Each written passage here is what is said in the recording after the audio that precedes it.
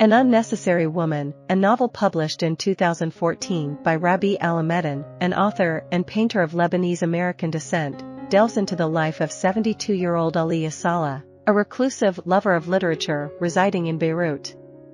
As Aaliya navigates the challenges of aging, she finds herself reminiscing about past joys and sorrows, often accompanied by profound insights and a touch of humor.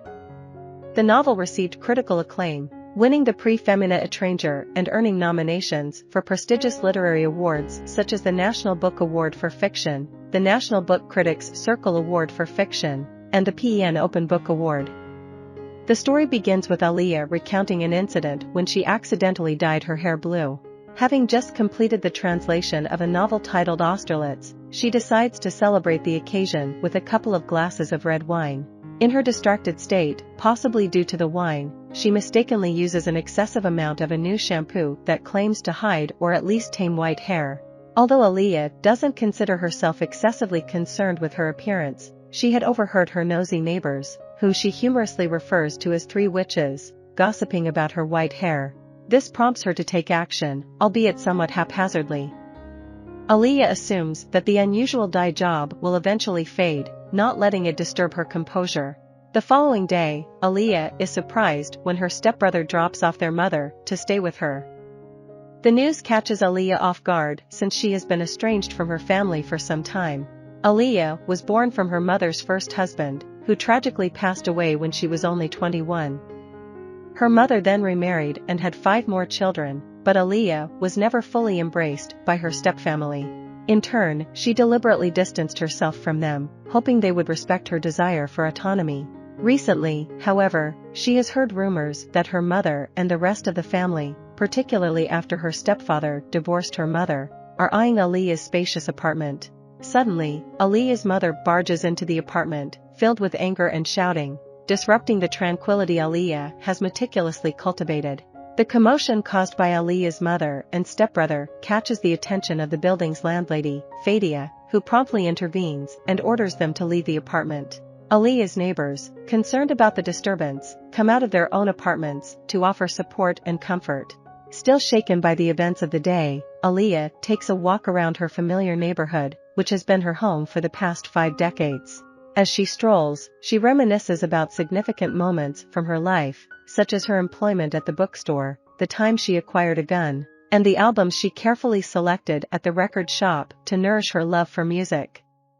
Upon returning to her door, Aaliya discovers that Fadia has left her a homemade meal as a gesture of kindness. The next day, Aaliya visits Fadia to express her gratitude for the meal and encounters the 3 nosy neighbors, whom she amusingly refers to as the 3 witches, residing in the same building. They extend an invitation for coffee, but Aaliya politely declines, claiming she has plans to visit the National Museum. She hopes that immersing herself in the museum's remarkable art will provide solace after the turmoil of the previous day.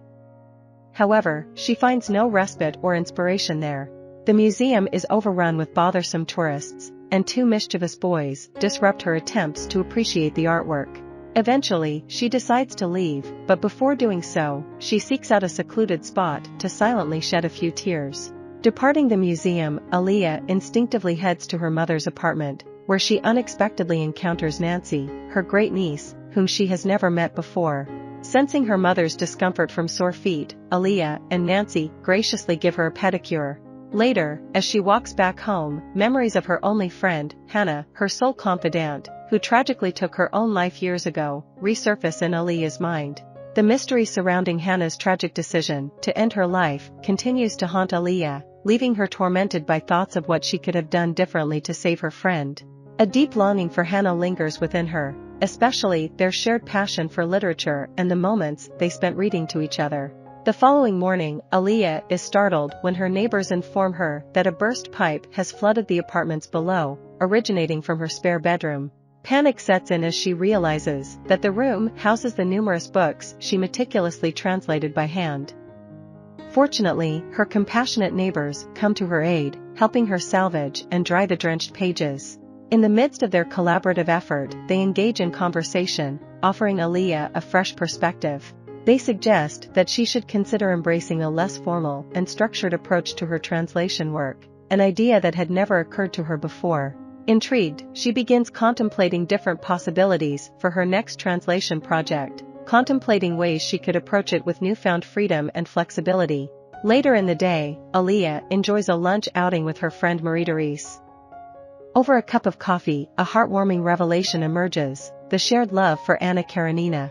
This unexpected connection rekindles a genuine human bond in Aaliya's life, reawakening memories of the profound friendship she had with Hannah. With a newfound sense of hope, Aaliya finds herself once again looking forward to the future, embracing the possibilities that lie ahead. I hope you enjoyed this video. Leave a like if you did, and be sure to subscribe. Thank you.